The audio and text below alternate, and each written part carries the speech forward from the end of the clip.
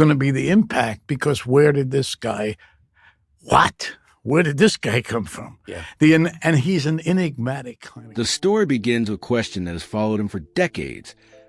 Who did Al Pacino, one of cinema's greatest actors, admire? And who could he never stand? The title suggests answers that fans have long speculated about. But before we arrive at rivalries, grudges, and complicated relationships, we must start where every great tale begins. At the beginning, Alfredo James Pacino was born on April 25, 1940, in East Harlem, New York City. To the world, he would become simply Al Pacino, but at the start he was the son of Salvatore Pacino, a Sicilian immigrant who worked as an insurance salesman, and Rose Gerard, a first-generation Italian-American of Abruzzese descent. When Al was just 2 years old, his parents divorced.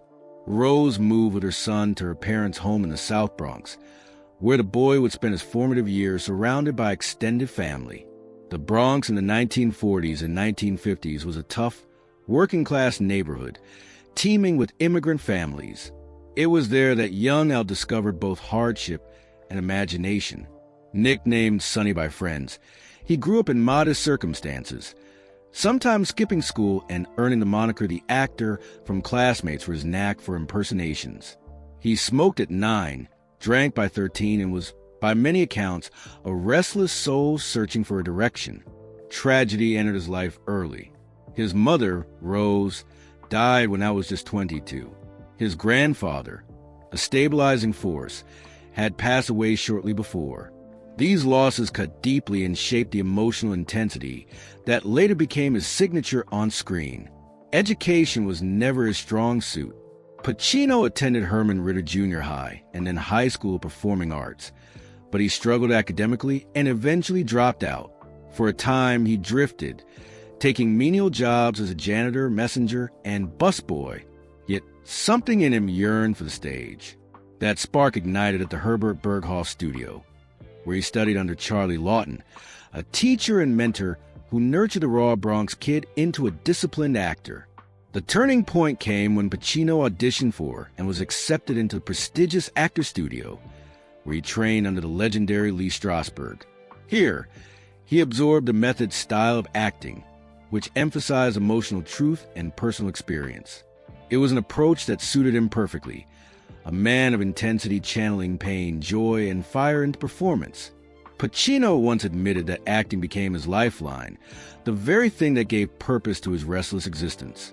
The boy from the Bronx had found a path, and it would soon lead him to stages, then screens, and finally to the heights of cinematic history.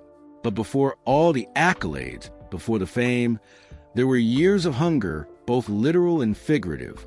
Those years forged a man who would later command audiences with whisper or explode with volcanic fury in roles that defined a generation. The story of Al Pacino is not simply the rise of an actor. It is a story of survival, of art as redemption, and of how one boy's hardships became the furnace that forged a legend. The road to stardom was far from easy. After his training at the Actors Studio, Pacino spent much of the 1960s in obscurity. He performed in small off-Broadway productions, struggling to pay rent and sometimes sleeping on friends' couches. He even experienced periods of homelessness, once confessing that he sometimes went days without eating. In 1969, a glimmer of recognition arrived when Pacino won an Obie Award for his performance in the play The Indian Wants the Bronx, written by Israel Horowitz. The following year, he appeared on Broadway in Does a Tiger Wear a Necktie?, which earned him a Tony Award for Best Featured Actor. But theater success did not yet translate into stardom. The turning point came when Francis Ford Coppola cast Pacino as Michael Corleone in The Godfather, 1972. At the time, studio executives doubted Coppola's choice. They wanted a bigger name, someone like Robert Redford or Ryan O'Neal. But Coppola fought for Pacino, insisting he was perfect for the role. The gamble paid off. Pacino's transformation from a quiet outsider to a cold, calculating mafia boss stunned audiences. His performance earned him an Academy Award nomination for Best Supporting Actor, and suddenly the unknown Bronx Kid was a household name. The success continued with Serpico, 1973, in which Pacino played real-life whistleblower cop Frank Serpico. His portrayal of a man standing against corruption brought him critical acclaim and another Oscar nomination. In 1974, Pacino returned as Michael Corleone in The Godfather Part II, widely regarded as one of the greatest sequels in film history. His chilling performance earned yet another nomination, cementing his reputation as one of the finest actors of his generation.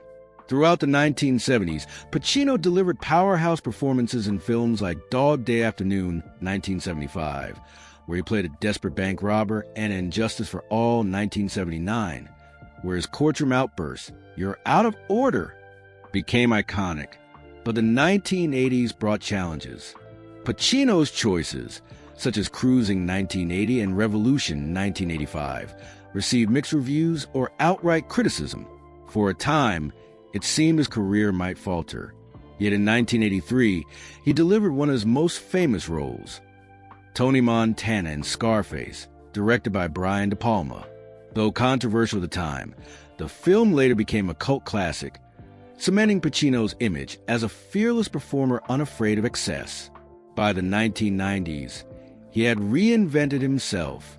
Films like Dick Tracy, 1990, Son of a Woman, 1992, for which he finally won an Oscar, and Heat, 1995, where he starred opposite Robert De Niro, reminded the world of his range and magnetism.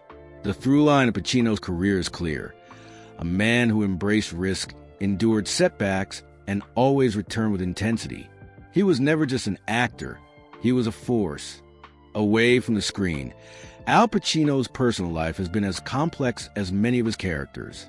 Unlike many Hollywood stars, Pacino never married, though he has had several long-term relationships and is a father of 3 children. In the 1970s, Pacino dated actress Tuesday Weld and later his co-star from The Godfather, Diane Keaton. Their on-and-off relationship became legendary in Hollywood gossip columns. Keaton once described Pacino as the most entertaining man, though she also admitted his intensity made a lasting relationship difficult.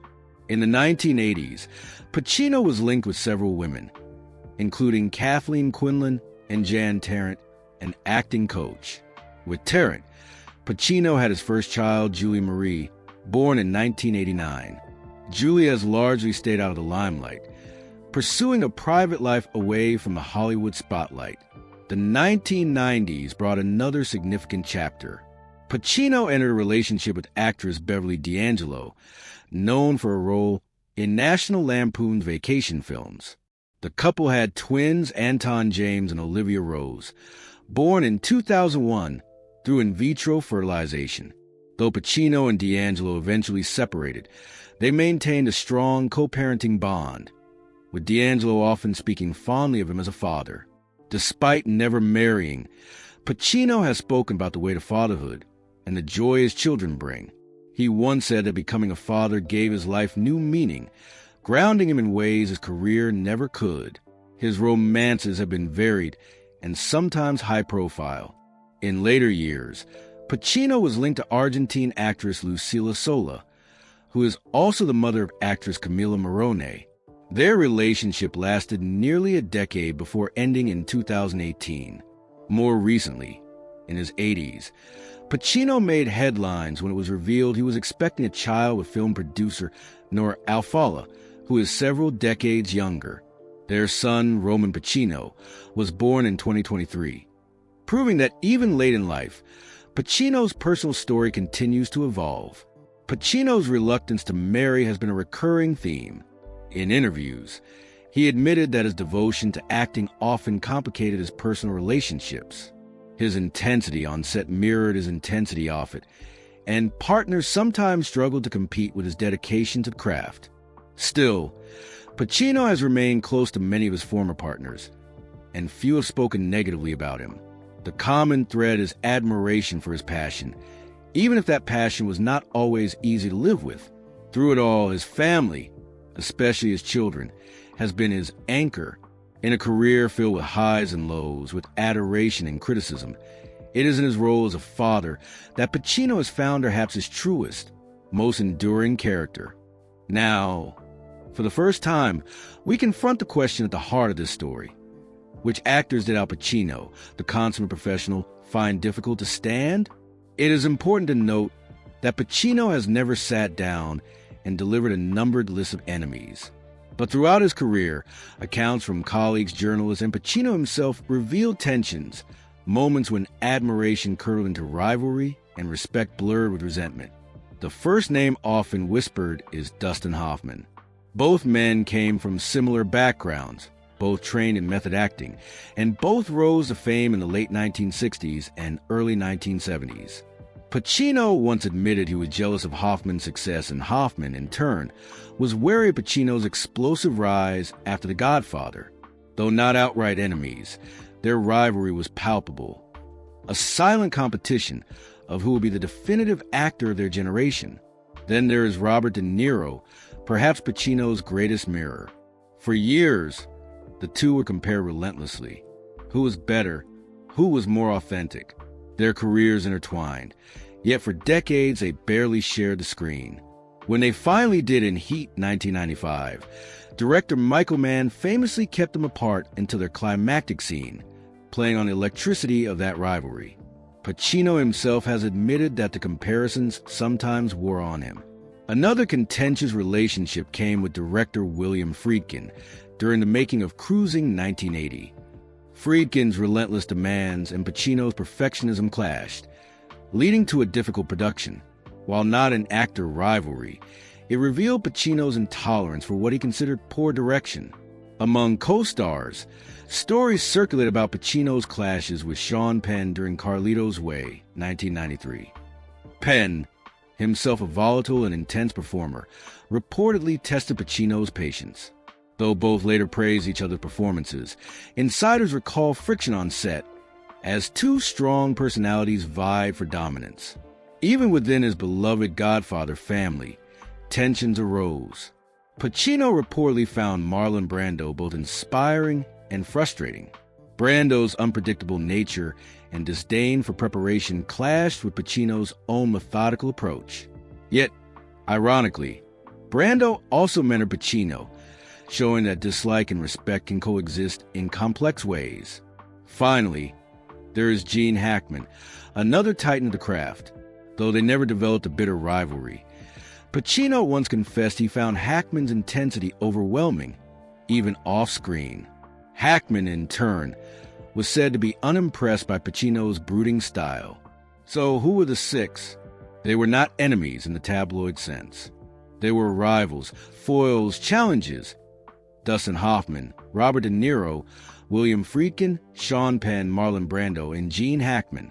In reflecting on these complicated relationships, Pacino has often said that tension fuels art.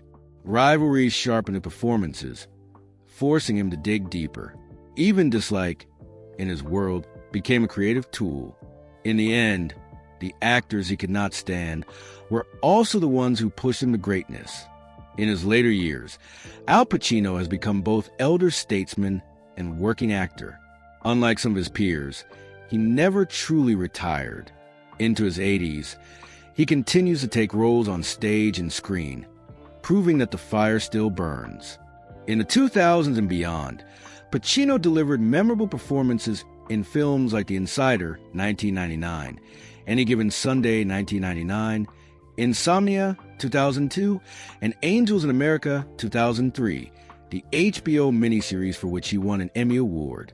He appeared in Ocean's 13, 2007, bringing his charisma to a new generation of moviegoers. In 2019, Pacino starred in The Irishman, once again opposite Robert De Niro, under the direction of Martin Scorsese. His portrayal of Union leader Jimmy Hoffa earned him another Academy Award nomination, proof that even after half a century, his power had not waned.